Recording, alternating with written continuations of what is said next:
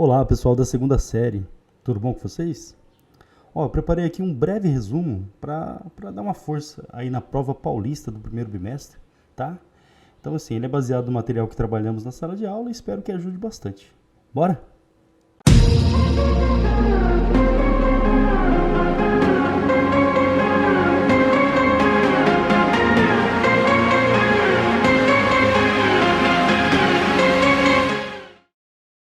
Bom, pessoal, o material de vocês, ele faz uma grande reflexão sobre essa ideia aqui do mito da democracia racial no Brasil. Será que vivemos numa democracia racial? Será que o preconceito não existe em nosso país?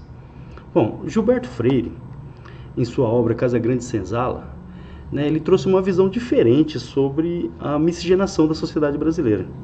Enquanto as correntes preconceituosas da época, que pregam a superioridade racial, defendiam o branqueamento da população brasileira com a entrada de europeus e a proibição, durante algum tempo, de entrada de africanos e também de asiáticos, o Gilberto Freire traz uma nova visão.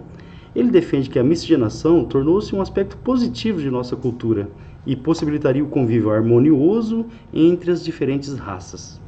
Então, na visão dele, a miscigenação da sociedade brasileira, essa mistura racial, pessoal, ela teria o quê? Ela seria um aspecto positivo da nossa sociedade, diferente da visão da época, que de forma preconceituosa buscava o branqueamento da população. Tá? Então, Gilberto Freire, baseado na ideia dele, como a nossa sociedade ela é extremamente miscigenada, não haveria espaço para o preconceito. Será que ele está certo, pessoal? Bom, segundo a lei brasileira, o crime de racismo ele é previsto na Lei Federal 7.716 de 1989. Então, um pouquinho ali depois da Constituição de 1988. O que é o racismo? Conduta discriminatória a determinados grupos e coletividade em virtude de sua origem étnica ou racial. E é um crime inafiançável e imprescritível. O que significa isso?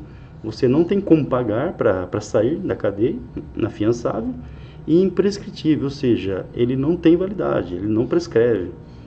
Tá? Então, assim, essa lei, pessoal, o crime de racismo, ela é muito importante para quê? Para coibir essas práticas no país. Tá? E outro crime ligado a isso é a injúria racial. A injúria racial é quando o crime é cometido contra o indivíduo. E o que o Supremo Federal fez recentemente? Ele equiparou a injúria racial ao crime de racismo. Então também é inafiançável e imprescritível. Qual que é a diferença entre racismo e injúria? O racismo é contra o grupo inteiro.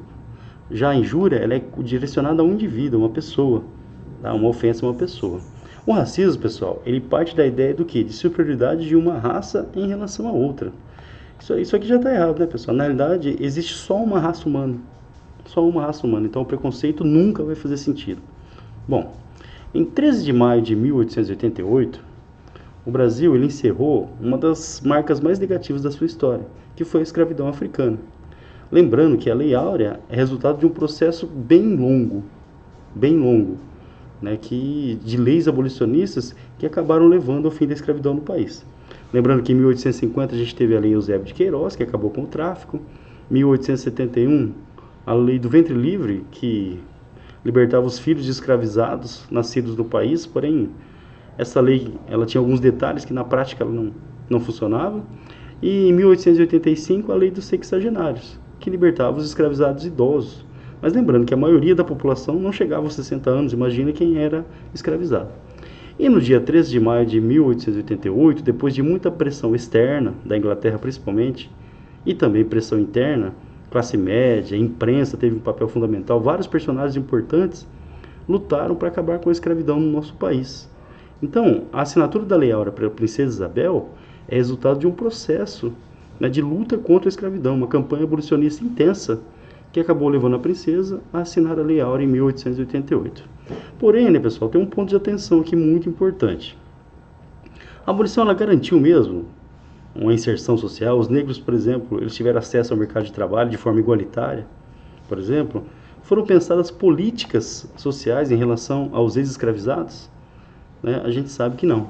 Na realidade, pessoal, o preconceito ele permanece na sociedade brasileira até os dias atuais. E na sociedade brasileira, esse preconceito ele é estrutural, ou seja, um racismo estrutural.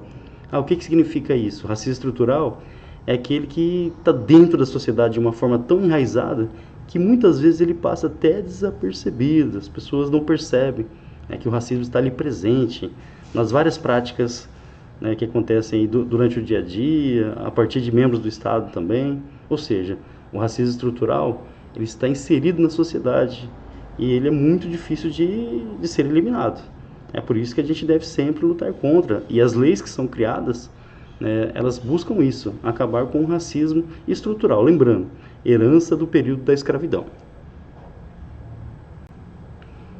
A nossa última Constituição é de 1988. Lembrando que o Brasil ele já teve várias constituições.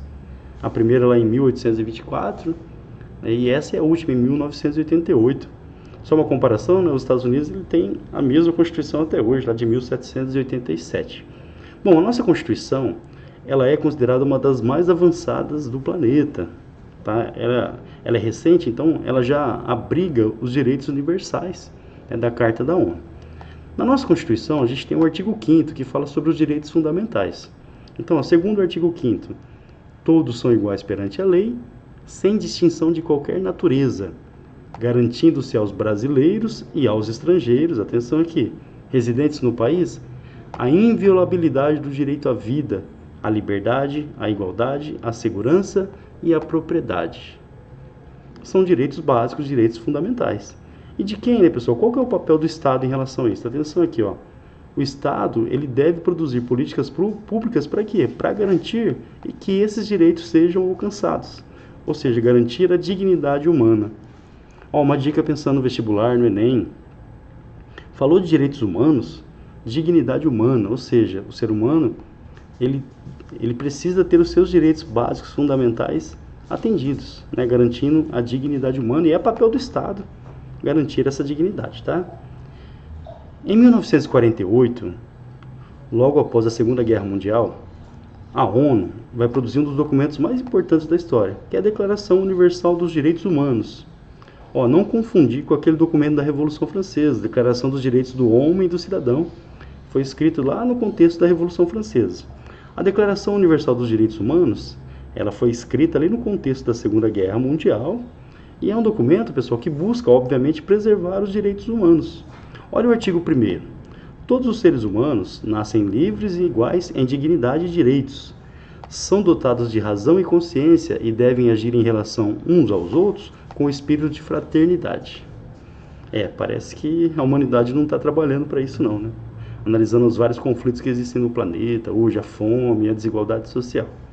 Mas o objetivo da declaração é justamente o quê? Garantir esses direitos básicos, fundamentais, garantir a dignidade humana.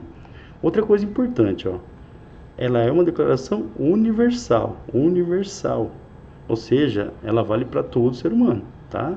Independente se o país assinou ou não assinou essa carta. Bom, coloquei em vermelho aqui, pessoal, o contexto que a declaração surgiu, né? Ela surge logo após a Segunda Guerra Mundial, é um dos maiores conflitos aí da história. Lembrando que a Segunda Guerra matou ali por volta de 70 milhões de pessoas, entre 70 e 80 milhões. E durante a Segunda Guerra a gente teve várias atrocidades, né? Vários fatos, eventos de desrespeito aos direitos humanos, aos direitos fundamentais, desrespeito à humanidade. Entre eles, né, o Holocausto, né, que foi o extermínio dos judeus ali durante a Segunda Guerra Mundial, por volta de 6 milhões de judeus. Bom, então essas atrocidades cometidas durante a Segunda Guerra, né, elas levaram à criação da Declaração Universal dos Direitos Humanos. Então aqui a gente tem uma ligação direta, né, entre a guerra e esse documento.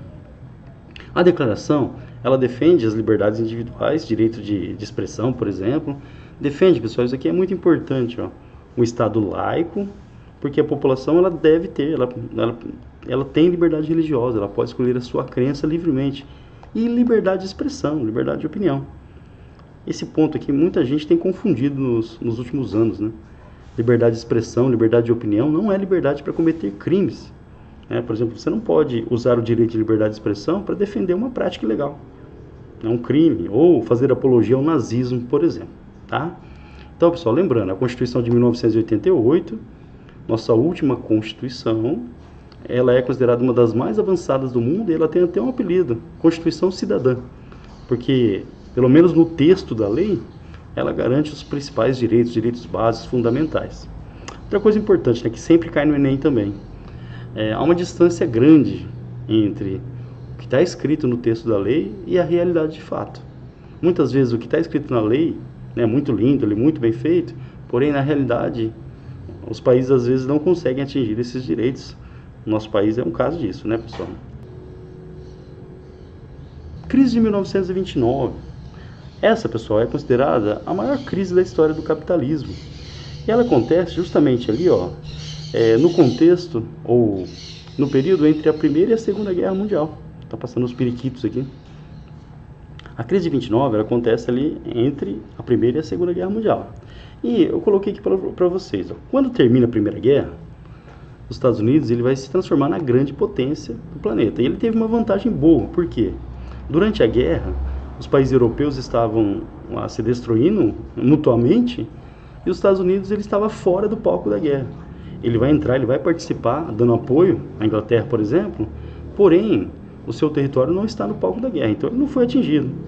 E a partir da Primeira Guerra, os Estados Unidos vai assumir o posto de grande potência industrial, potência econômica do planeta. E nos Estados Unidos, né, pessoal, aqui, em inglês, o estilo de vida americano, uma ideologia, um modo de vida que é baseado no consumo. O próprio Estado, né, pessoal, a propaganda vai incentivar e vai tratar o consumo como uma forma de manter a nação, de ajudar a nação, de colaborar com o desenvolvimento do país. Então, a felicidade, ela passa a ficar ligada aos bens materiais. Então, essa imagem aqui, ela ilustra bem isso. Uma família lá dos Estados Unidos, com todos os bens possíveis. Aqui tem barco, tem piscina, tá churrasqueira, muita fartura e tudo mais. Então, esse estilo de vida americano, ele liga o quê? A felicidade ao consumo. E os Estados Unidos, eles buscaram espalhar essa ideologia pelo mundo inteiro. Porém, pessoal, o crescimento econômico dos Estados Unidos ele foi muito acelerado nessa fase. E um dos motivos é que eles forneciam para os países europeus que estavam destruídos pela guerra, emprestaram dinheiro também. Só que quando os países europeus eles conseguiram restabelecer suas economias, eles deixam de comprar, começam a tomar medidas para evitar a importação, por exemplo, como é comum nas atividades do capitalismo. Os países que produzem, eles criam barreiras para a importação, porque eles querem exportar mais do que importar, tá? Bom, então começa o quê? A sobrar mercadoria nos Estados Unidos. Essa crise de 1929, ela é uma crise, pessoal, atenção aqui, de superprodução. O que significa isso? A produção passou o consumo. Quando a produção passa o consumo, o preço das mercadorias cai. As fábricas ficam com estoques muito elevados, e como os estoques estão elevados, as fábricas elas demitem os funcionários. Aí, com a demissão, gera desemprego e automaticamente o quê? A renda fica ruim, a diminuição da renda dos trabalhadores. O trabalhador que tem uma renda ruim, ele vai consumir menos. Isso aqui vira uma bola de neve, na economia, levando a um desastre econômico nos Estados Unidos. Outra coisa importante, lá nos Estados Unidos, eles têm o costume de investir no mercado de ações, tradicionalmente.